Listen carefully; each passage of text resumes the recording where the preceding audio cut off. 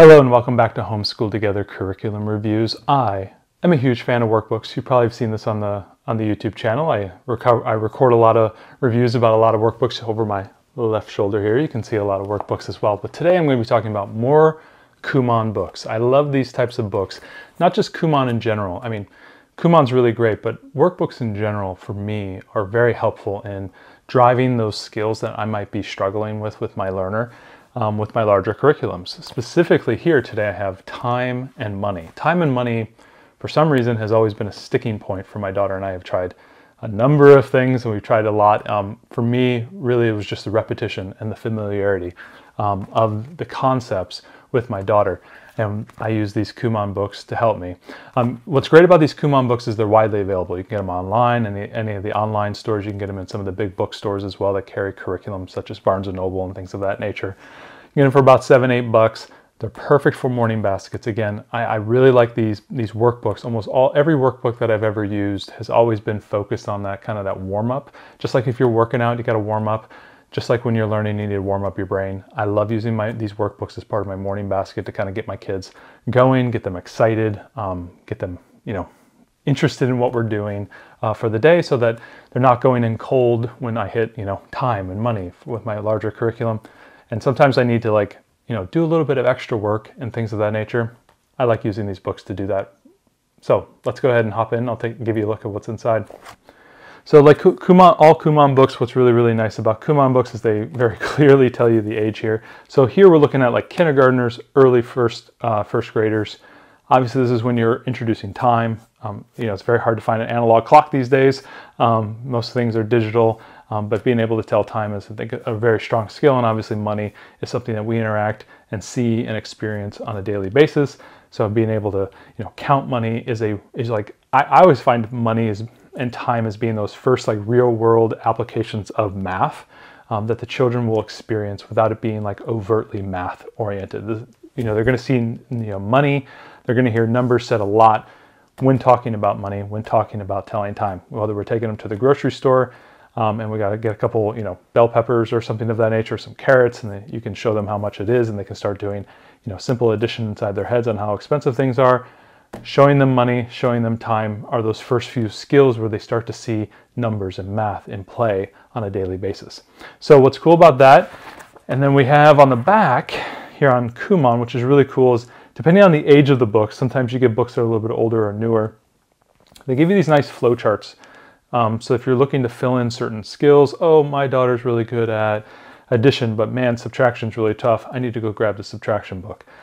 Really great if you have a larger math curriculum and you have your learner struggling in certain aspects. So for me, the regular math stuff has always been fairly straightforward for her, but math and counting and time, and we have a number of other kind of manipulatives that we've brought in with respect to time, some clocks and things of that nature, and some play money, games as well. We've tried it all, but Kumon was one of those things that I always had in the basket. When I knew we were in those sections of our curriculum talking about these very concepts, I would pull this off the shelf and she would do a page or two in the morning as part of the morning basket. So let's go ahead and just hop into the first one. Fairly straightforward, telling time, learning about minutes. And this is obviously the first thing. Here we're going to be able to distinguish between the two hands of the clock. What time is it? Obviously this is starting at the round hour, so this is very simple. They don't have to learn about minutes yet. Counting by fives, counting by tens, counting by 15s, doing half hour and quarter hours. They haven't gotten to that yet. We're just basically trying to say, well, what is that smaller hand pointing to? And that is the time. What I like about this is that it's a lot more practice. A lot of times when you're in your curriculum, you may have a section, you may have, kind of a little bit of a looping aspect. We do Right Start Math. We may cover time for about 3 or 4 or 5, 10 lessons, and then we'll go off and do something else. In that time frame, I need her to do a lot more repetition, so she has a lot more experience in what she's doing. And here, what's really good about it is writing numbers. So I love the number writing practice. When she was younger, writing her numbers was a little bit of a challenge for her. So I love these type of activities. Again, just having that constant experience of doing these skills to drive home that learning. So very straightforward. You can see, what I would have her do is typically about 2 pages. Just do the 2 pages and you can be done. It could take you 5 5 minutes to do for her to be able to do this, ask a question, maybe get a wrong answer and have to fix something. A few of these, they actually have ghosted numbers, so they're actually helping you along, but here they're actually not. So if you're thinking about, okay, so they show you the ghosted number, so that obviously the learner's just copying what they're doing, but you're trying to help them associate it to the clock, the analog clock. Here, they don't have the ghosted number, and so they actually have to write the number themselves. A skill that I've always told my daughter is that if you're a little bit uncertain on how to write the number, maybe look back and you can see that number written elsewhere, or look up in the clock and see if you can copy that number as well. Little cues and tricks that to help her figure things out on her own, I think is a really cool skill to learn, especially not only just with math, but also with reading as well. A lot of times when we're like learning to write sentences, a lot of the words are in the question above that we need to reference, so we can actually reference those words in our sentences. Same thing here where we have our math and the numbers are written here. Obviously, this is for a very early learner, a young learner. This is obviously doing o'clock. I don't really hear a lot of people saying o'clock as much, so there's a little bit kind of an older usage there. Here we're talking about digital writing, so taking the number and writing obviously the analog clock and then writing that in digital form, showing her that there are two ways of reading clocks.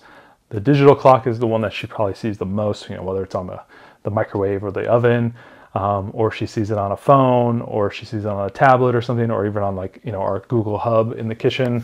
She'll see the digital time all the time, but we have two big, in our house, 2 or 3 big analog clocks, but they tend to use Roman numerals on there. They're kind of decorative, so being able to see the analog clock and those numbers, I think, is pretty important. So again, they just continue on this, and you can see how repetitive the skill is. So this is really something that they're practicing at, and they're just trying to, get that experience, that repetition here. So don't feel like you have to do all this in one sitting. Do a page, page and a half, 2 pages, and then just call it, because that's just the skill you're trying to drive home. Now they are trying to help you with, obviously your larger numbers, understanding that we have 60 minutes in an hour. So starting to think about time in terms of 1 to 60, whether it's seconds or minutes, driving home that idea. So having them write in the missing numbers. This is a skill I see in a lot of different math books where you're filling in the empty gaps. So not just applicable here for time, but applicable for just knowing your numbers. So when you're doing that kind of early addition, knowing the numbers before and the numbers behind can help you do that quick addition. I love gapped charts. You see this, I'm seeing this now in the multiplication tables. I see this in the division tables and things of that nature. So being able to see this is another good skill to have. Obviously nice, big, huge clocks. Now here's where they begin to introduce minutes. They're showing you obviously the counting by 5s, but they didn't go past that. So they introduced the minutes slowly over time. Really keep you in that first quadrant of numbers, and then over time they begin to expand that around the clock. So they're walking the learner through the numbers and the time. So they're getting familiarity and that dependability, but also the predictability of knowing, oh, I'm up to 20. Well, I think we're going to go higher, up to 30. And they can start to think about the numbers as they go around the clock. So you can see, obviously, we're going higher and higher as we move up. Obviously, we're getting more specific minutes, and they do help the learner there by allowing them to count. I don't know if you can see that here. One of the things I always try to have my daughter do is, if you're a little confused, just draw that line straight across, and what number does it hit? And that's probably going to be the number we're going to have. So I do have her do that sometimes. And, as she was learning how to do this. Fairly straightforward book. Keep going. Obviously, you're telling more and more time. So 2:51, we're starting to get closer to the end of the hour. And I believe at the end they do a little bit of half past, quarter past, half, a quarter to. Terminology, you'll hear that a lot, especially in the Right Start and the Math Mammoth. They tend to use that a lot. So writing those terms, reading those terms, understanding those terms, I think is a real nice skill. And again, a page and a half a day is probably all you really want to do with respect to this. So my book of Telling Time, Learning About Minutes was a real help for us. Just having that repetitive practice to the point where she's starting to get for her, being a little bored about things was helpful, because that was kind of the point where I know, okay, now she's starting to get it. Another tough one is money. Remembering the coins. What are the values of those coins? Starting to add those coins up in your head. So we're talking about counting by 1s, counting by 5s, counting by 10s, counting by 25s, all the way up to $1. Really cool book to do that here. So let's go ahead and hop into it. This was more of a pick and choose book for me. I think when I got this one, I realized it was a little bit of ahead. So I believe she did some pages way ahead. So that's another cool thing is I know that books are fairly cheap. And if you have multiple kids, you can do something like this where you go, oh, my learners really needs, I want her to, you know, do a lot more recognition with nickels and dimes. And I don't need as much, you know, help with like half dollars. Maybe you can skip those sections and things of that nature. But here we have, basically, we're just adding up pennies.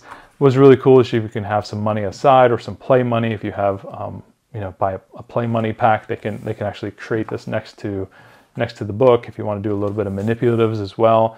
But basically just simple counting, recognition of the penny. So I like what they do here is they flip the coin and they actually have the true color. It's not a black and white printing, which is really helpful. So you see the true color and you see the rear side of the money. Obviously this is US centric.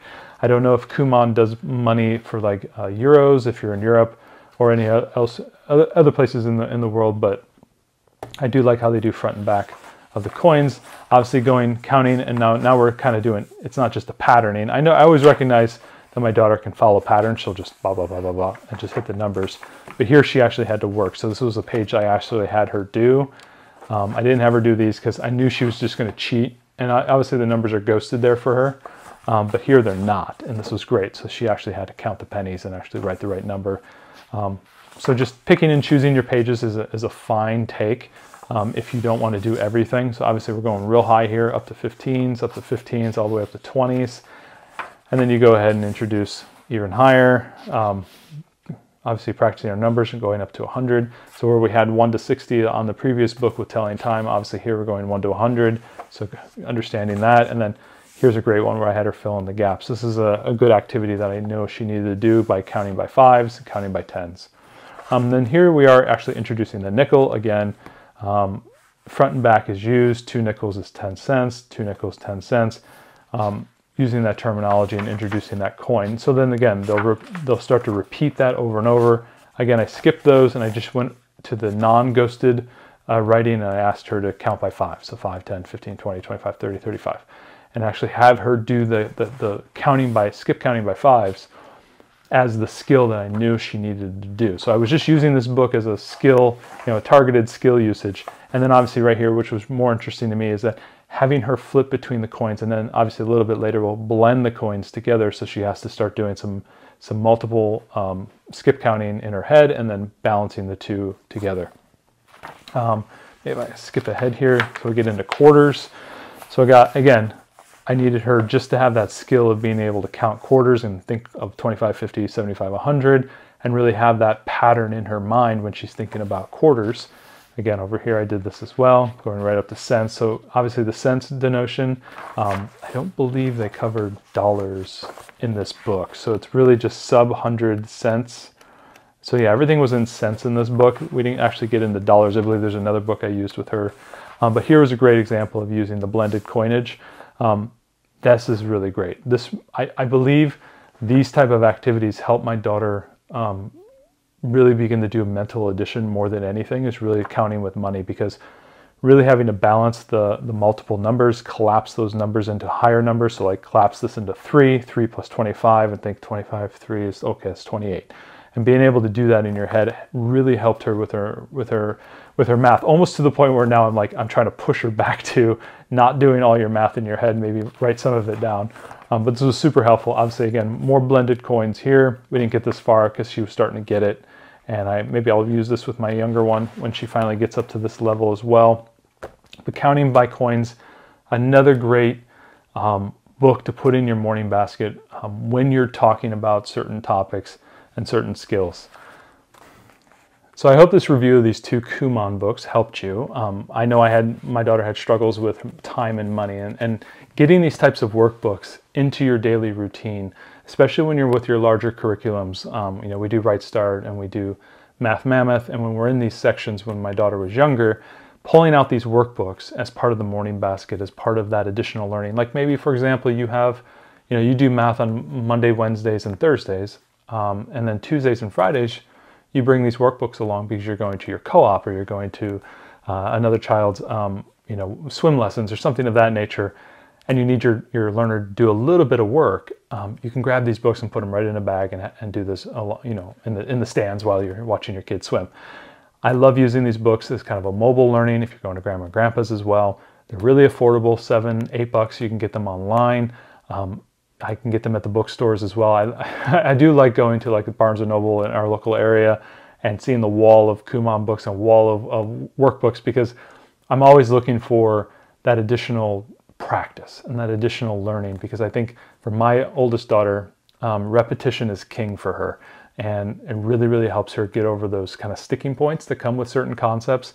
Not all concepts she needs it, but sometimes she does. And I love to get these books and toss them into a morning basket to do that. So I have my seal of approval. As you can see, I love my workbooks, and these Kumon books were a big hit for us.